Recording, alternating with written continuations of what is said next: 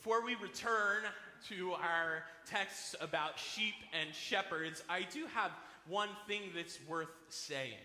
Our second reading from 1 Peter has been misused by the church at different times to keep people in abusive relationships.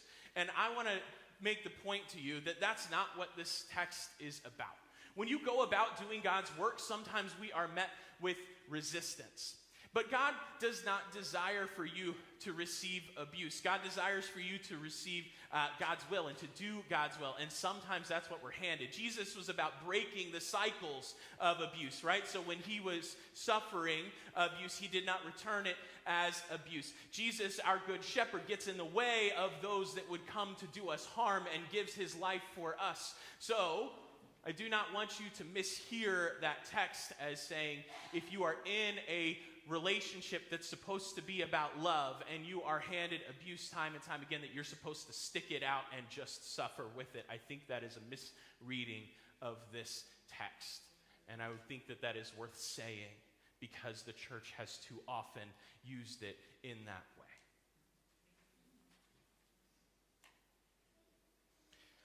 Now I want to talk about the beach. I spent this week at the beach, and the waves would come into the shore. And at one point, I was standing. We were playing in the sand, or I think Derek and I were probably playing in the sand, and the girls were playing in the water. And I was watching the waves, and I said, "Hang on one second. I got to run to the car and type something in my phone because I had an idea for a sermon." Yep.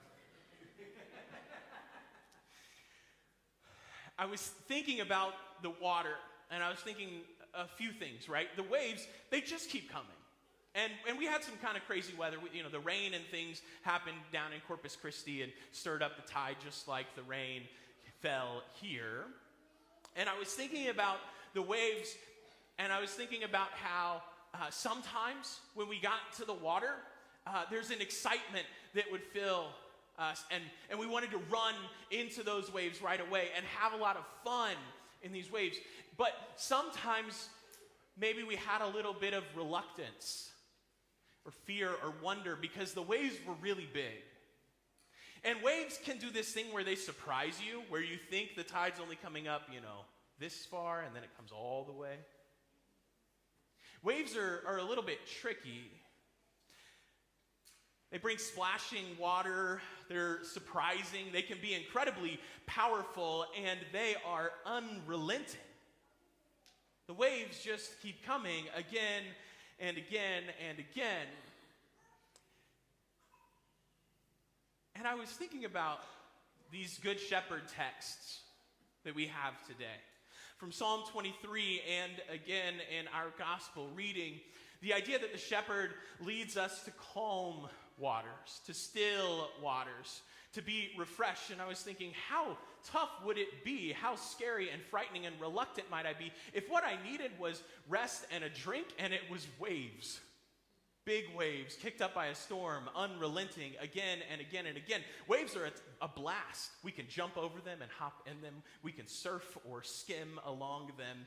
And yet, when what we need is a refreshing drink, the waves at the beach are not the water we want to be at. Jesus, our good shepherd, knows more about what we need. Waves are no good for drinking and for peace, so our good shepherd leads us when we need that calm, still, cool, refreshing water right to it. Christ, our good shepherd, knows what we need to have life and to have it to the full. Jesus gives us that mission statement of his in this text, John 10:10. I came that they might have life and have it to the full. And Jesus knows what we need in order to experience that life to the full. You see, sheep get their wants and their needs mixed up. Sheep get their wants and their needs mixed up. Sheep are pretty prone to wander. Sheep are a fairly dependent animal, but sometimes they like to pretend they're really independent and walk away from the herd by themselves, or just stop paying attention to what everybody else is doing and get lost in their own world. In the past couple of weeks, I've seen a couple of videos come across my social media pages. You know, the curated algorithm for pastors. When it gets time to talk about shepherds, there are a couple of videos about sheep and shepherds that show up every year.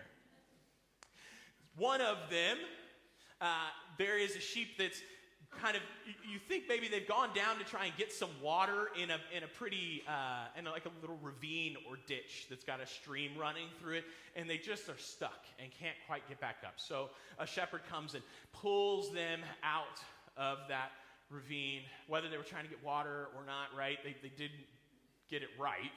So he pulls them up out of the ravine, sets them on the ground, and the sheep, emboldened with this new freedom from the ditch, tries to run and jump across the ravine, ends up right back in it. The second video, the shepherd again goes to rescue the sheep, as a good shepherd does.